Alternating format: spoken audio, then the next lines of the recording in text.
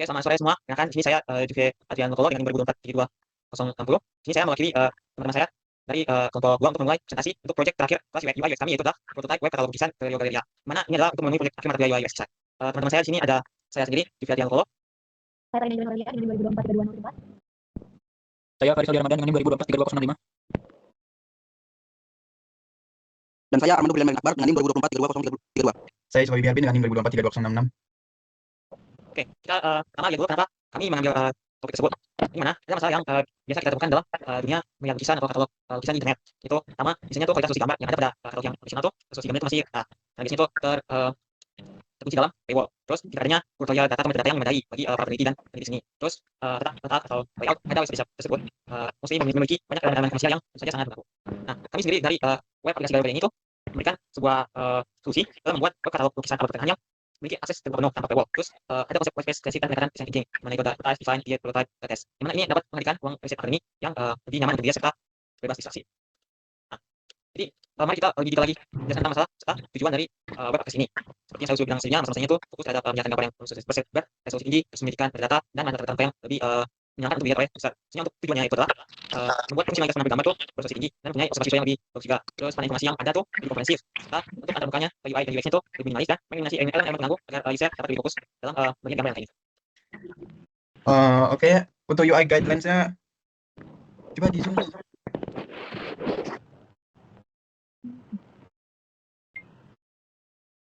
Untuk UI guidelines-nya, di sini kami menggunakan Cinzel sebagai headings and UI labels-nya, dan LoRa sebagai body text and paragraph-nya, terus ada Playfair display sebagai status dan statistiknya, dan ukuran H1 Cinzel bold 38 pH, serta H2 untuk Cinzel regular 30 pH.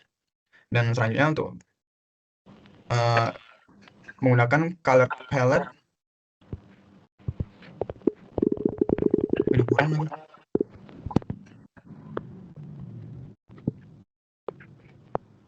Selanjutnya kami menggunakan color palette yang berwarna biru tua, serta ini scene-nya kami menggunakan pertama ada dark azul, terus Andreas, yang ketiga yang terakhir ada vibrant sky. Terus dari icons-nya bisa kalian lihat di sini adalah icons kami Galerio Galeria, dan ini ada beberapa avatars dari kami, rekomendasi dari avatars, dan ini ada beberapa rekomendasi buttons dari kami. Terus ada rekomendasi form, terus ada rekomendasi control, dan terakhir ada tracking bar. Oke, next. Di sini kita ada metode design thinking yang kita gunakan sesuai dengan requirement dari proyek Antoni sendiri. Itu adalah empathize, yang mana itu untuk memahami kebutuhan dan pain point, ada define, di mana kita merumuskan pain point tersebut dan menjadi how might we, kemudian kita ideate, mana itu brainstorming, infinity, dan meneruskan ide. Sebenarnya ada prototype, kita menyusun waveform-nya sehingga menjadi prototype yang bisa kita gunakan atau interaktif. Sebenarnya itu ada tes, kita akan menguji usability-nya tuh melalui beberapa skenario dan sesuai dengan completion rate-nya. Selanjutnya untuk empathize, di sini ada biografi dari contoh kami, terus ada motivation yang kami menggunakan contoh dari Altria Pendragon, profil female dengan umur 26 tahun. Terus di sini ada skill-nya, analytical, adaptable, public speaking, teams teacher, researcher, art enthusiast, ada personality, consistent, leadership, public speaking, serta di sini ada define Muller, ada goals motivation, source high resolution reference, dan study specific painting technique. Terus ada personality, introvert, extrovert, creativity, empathy, decision making, adaptability, team collaboration, leadership. Terus ada pain point, low fidelity imaginary. Terus ada infusion metadata, overlay commercial interface. Terus ada consumer behavior, engage in extend solidarity browsing. Terus ada relies heavily on advanced structural filtering. Terus ada values comprehensive custodial nodes. Terus ada overview umurnya, terus gendernya, location, occupation, terus ada lifestyle. Next. Oke, untuk empathy map, apa sih yang bakal mereka pikirkan ketika melihat project kita? Yang pertama, pasti mereka bakal mikir ingin menemukan informasi lengkap tentang lukisan terkenal dengan mudah. Terus ingin memahami makna dari sejarah di balik setiap lukisan. Terus berpikir apakah website ini menyediakan informasi yang akurat dan terpercaya. Terus ingin membandingkan karya dari berbagai pelukis terkenal dalam satu platform. Terus mencari referensi visual untuk tugas, inspirasi, atau sekedar pengetahuan. Selanjutnya, apa sih yang bakal mereka rasain? Kemungkinan mereka bakal merasakan seperti tertarik dan kagum saat melihat karya seni terkenal di dalam proyek kita. Terus ada rasa penasaran terhadap cerita dan makna lukisannya. Terus ada senang jika tampilan website menarik dan mudah digunakan. Terus bingung jika navigasi website tidak jelas. Terus kecewa jika informasi tidak lengkap atau gambar buram. Selanjutnya, action yang bakal mereka ambil yaitu mengakses website Galerio Galeria melalui perangkat HP atau laptop, menggunakan fitur pencarian untuk mencari nama lukisan atau pelukis, menelusuri kategori, aliran seni, periode waktu atau negara asal, terus membaca deskripsi detail tentang lukisan, selanjutnya melihat gambar lukisan dengan fitur zoom atau resolusi tinggi, selanjutnya menyimpan atau membagikan lukisan yang menarik. Selanjutnya, apa yang bakal mereka katakan? Kemungkinan mereka bakal mengatakan, apa sih makna dari lukisan ini? Siapa sih pelukisnya dan kapan dibuat? Terus kenapa sih lukisan ini bisa terkenal? Terus kenapa ada karya lain dari pelukis ini? Terus bisa diperbesar gambarnya atau enggak? Next. Oke, kita masuk ke bagian define. Di bagian define tersebut terbagi atas dua, yaitu pain point dan how make way. How make way. Di sini terdapat 4 rumusan masalah utama beserta peluang solusinya. Yang pertama ada tuh low fidelity imagery atau kualitas gambar rendah. Poin-poinnya, pengguna kesulitan mempelajari detail karya seni karena gambar yang disajikan pecah atau buram saat diperbesar. How make we, bagaimana kita menyediakan gambar beresolusi tinggi yang dapat diperbesar atau zoom secara maksimal hingga memperlihatkan detail, sapuan kuas dan tekstur kanvas dengan tajam. Yang kedua ada insufficient metadata atau data kuratorial tidak memadai. Poin-poinnya ada karya seni kehilangan konteks sejarah, makna dan nilai edukasinya akibat minimnya informasi penyerta pada katalog digital. Bagian how make we-nya, bagaimana kita melengkapi setiap lukisan dengan informasi historis dengan teknis yang benar-benar komprehensif meliputi judul, tahun pembuatan pelukis, asal negara, aliran seni, teknik seperti cat minyak, fresco, dimensi asli hingga lokasi koleksi saat ini. Yang ketiga ada overly commercialized interface atau antarmuka yang terlalu komersial. Poin-poinnya, halaman antarmuka terlalu berorientasi pada transaksi atau dibatasi oleh sistem berbayar sehingga mengurangi kenyamanan pengguna yang murni berfokus pada riset akademik. How make we-nya, bagaimana kita memisahkan atau menghilangkan elemen komersial secara keseluruhan dari halaman utama demi menciptakan peluang jelajah yang sepenuhnya edukatif, terbuka, dan bebas dari sistem paywall. Dan yang terakhir ada intrusive UI elemen atau elemen antarmuka yang mengganggu. Pain point-nya ada keberadaan iklan, notifikasi tombol, pop-up, atau elemen antarmuka yang muncul tiba-tiba saat memecah konsentrasi pengguna saat sedang menganalisis lukisan. How make we-nya, bagaimana kita membersihkan antarmuka dari segala elemen yang mengganggu fokus sehingga platform secara bawaan sudah menghadirkan ruang pamer yang minimalis dan terpusat pada karya seni tanpa perlu mengandalkan fitur tambahan seperti Gen Mode. Next, lanjut.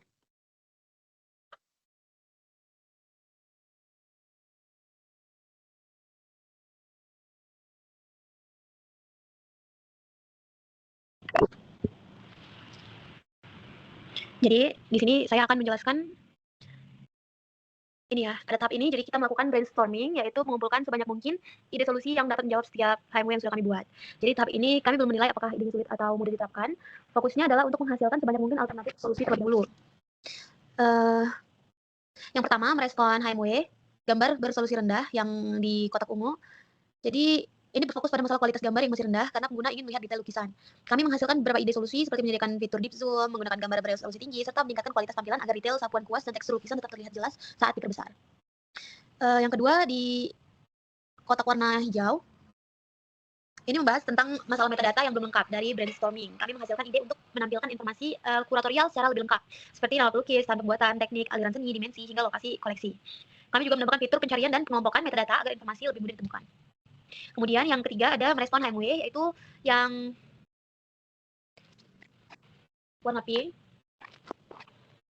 Jadi ini tuh membahas tampilan antarmuka yang terlalu ramai. Oleh karena itu kami menghasilkan ide berupa desain yang lebih minimalis, mengurangi pop-up, mengurangi elemen yang tidak penting, serta memberikan white space yang cukup agar perhatian pengguna tetap fokus pada lukisan.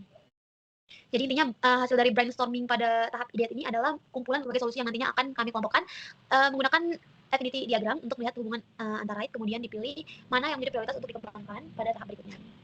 Oke, selanjutnya. Next. Jadi setelah mendapatkan kebutuhan dan pain point pada tahap define, kami masuk ke tahap ide. Pada tahap ini fokus kami adalah mencari berbagai kemungkinan solusi yang bisa menjawab permasalahan tersebut. Salah satu metode yang kami gunakan adalah affinity diagram.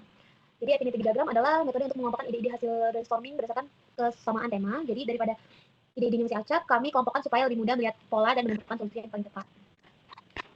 Fungsinya adalah untuk membantu tim menyusun banyak ide menjadi terstruktur sehingga proses menentukan fitur utama menjadi lebih mudah dan keputusan desain yang diambil juga berdasarkan kebutuhan pengguna, bukan hanya asumsi tim.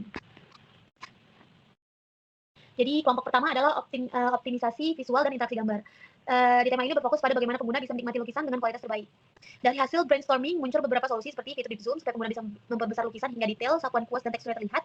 kemudian high resolution image, dan navigasi yang sederhana. Yang kedua ada pengayaan konteks dan metadata.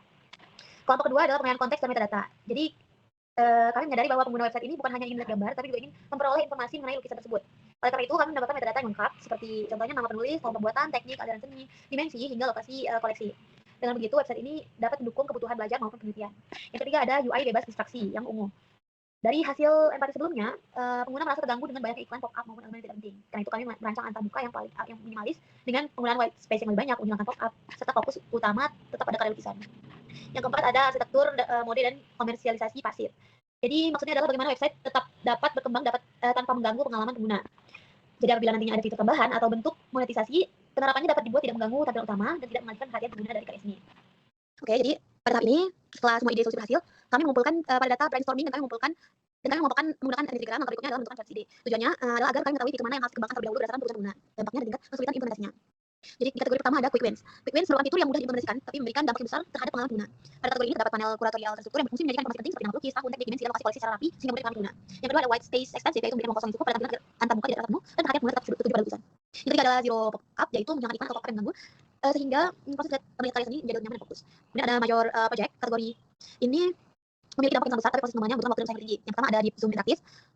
Jadi ini fitur yang memungkinkan pengguna untuk besar lukisan hingga di detail kecil seperti tekstur, kanvas, ataupun sopan kuas. Selanjutnya ada cerdas yang berfungsi menyimpan data sementara agar gambar resolusi ini dapat dibuat lebih cepat dan melalui waktu loading. Kemudian ada hyperlink metadata.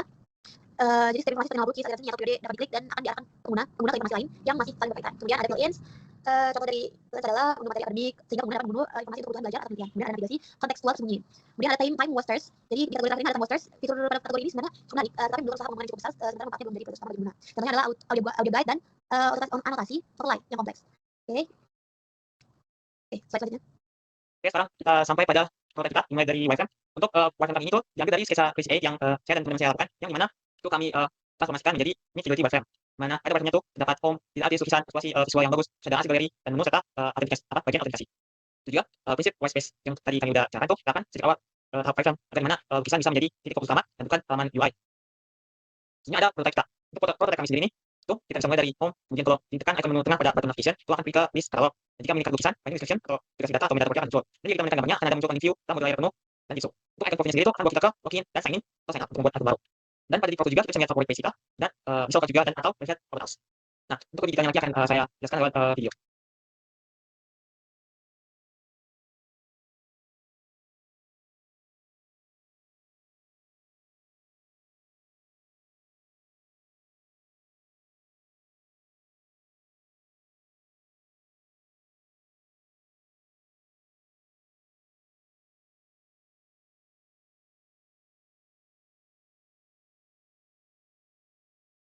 Pada tahap pengujian, kami menguji kelancaran transisi menuju mode tampilan layar penuh dan kemudian observasi visual karya seni.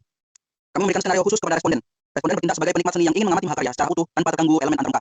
Responden memilih satu lukisan dari katalog, masuk ke mode painting view, lalu mengamati lukisan dalam tampilan layar penuh. Kami mengukur pengujian ini menggunakan metrik completion rate yang terbagi menjadi 4 langkah interaksi. Langkah pertama, responden memilih satu lukisan dari halaman eksplorasi. Langkah kedua, responden menekan area gambar untuk memicu fitur painting view. Langkah ketiga, responden memastikan lukisan termuat utuh tanpa distraksi visual. Langkah keempat, responden menekan bilah navigasi untuk kembali ke daftar katalog. Next. 3 responden mengikuti pengujian ini, yaitu user 1, user 2, dan user 3. Seluruh responden berhasil menyelesaikan setiap langkah dengan status lancar tanpa kendala. Hasil ini membuktikan bahwa navigasi sistem berjalan baik dan tidak memicu disorientasi pengguna. Perancangan perwarupa web galeria berhasil menyelesaikan masalah utama pada katalog seni digital konvensional. Metodologi design thinking membantu kami merancang platform yang berfokus pada kebutuhan riset akademis dan eksplorasi visual. Platform ini menyediakan fitur penampilan gambar beresolusi tinggi dan metadata kuratorial yang lengkap tanpa batasan akses berbayar. Konsep desain minimalis dengan ruang kosong luas terbukti ampuh menghilangkan gangguan visual. Hasil pengujian menegaskan bahwa pengguna dapat menjelajahi arsip lukisan abad pertengahan Inggris secara nyaman dan terarah. Next. Kami merekomendasikan 4 langkah penting untuk pengembangan galeria berikut. Pertama, Anda perlu memperluas pengujian penggunaan dengan melibatkan lebih banyak responden dari latar belakang demografi yang bervariasi. Yang kedua, tim pengembang harus membangun arsitektur basis data yang tangguh untuk menyiapkan fase implementasi sistem secara nyata. Yang ketiga, Anda perlu merancang tata letak responsif agar antarmuka dapat diakses secara optimal melalui perangkat ponsel pintar dan tablet. Dan yang keempat, Anda harus menambahkan fitur aksesibilitas tingkat lanjut seperti standar WCAG, teks alternatif membaca layar, dan navigasi papan titik untuk memfasilitasi pengguna berkebutuhan khusus. Oke, demikianlah presentasi dari kelompok kami. Sekian dan terima kasih atas perhatiannya. Oke, nah, lanjut